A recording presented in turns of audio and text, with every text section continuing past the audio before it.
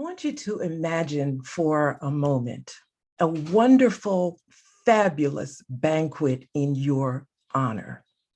And let's say you have some things that you've been struggling with, some things that you've been trying to accomplish, and things get in the way, or you just seem to get to that point of success and something happens. And it happens all the time. Or you get a great idea and something happens. That's in the back of your mind as you're approaching this wonderful banquet that's set up in your honor.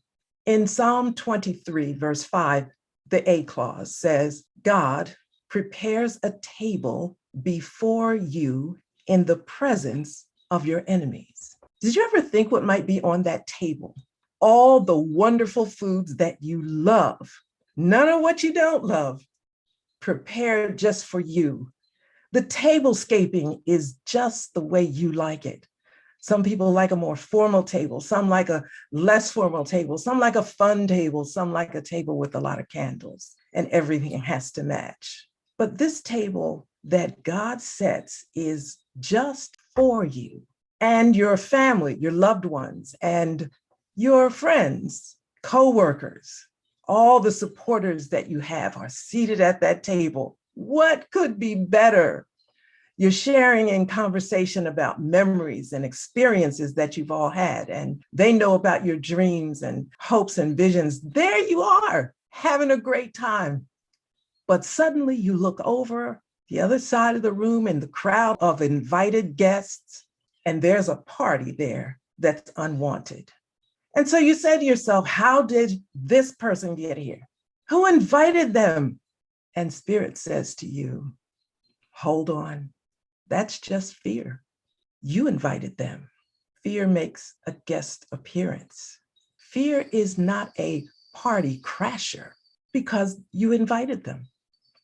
Oh yeah, fear may be a spoiler, maybe something that hinders everything, messes up everything, squashes your dream, disappoints you and discourages you. But fear is not a party crasher.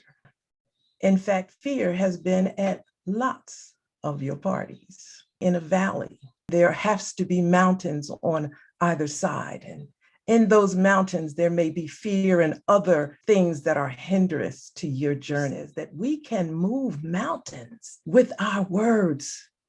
We can move mountains.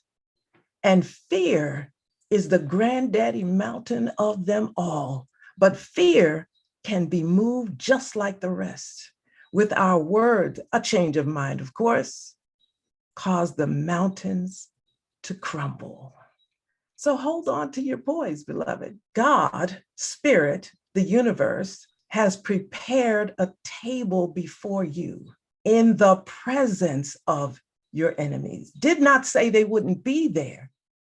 They are so familiar to you that you don't even recognize their presence. They're quiet and subtle, messing up stuff, causing you to not be successful in the areas that you want to be, but they didn't crash the party. Fear and other members of its family, depression, discouragement, criticism, all of that stuff, they've been around for a while and they have also been at your party. But the presence of the divine has prepared what I call before you a fabulously faith sumptuous table, and it is yours. So when you recognize fear at the party, just don't invite them to have a seat. You're not going to all of a sudden bring the mountain down and throw the fear out. We recognize first that it is there, that it is present. This is your life. This is your party. You decide who gets a place at your table. How do I uninvite fear the next time?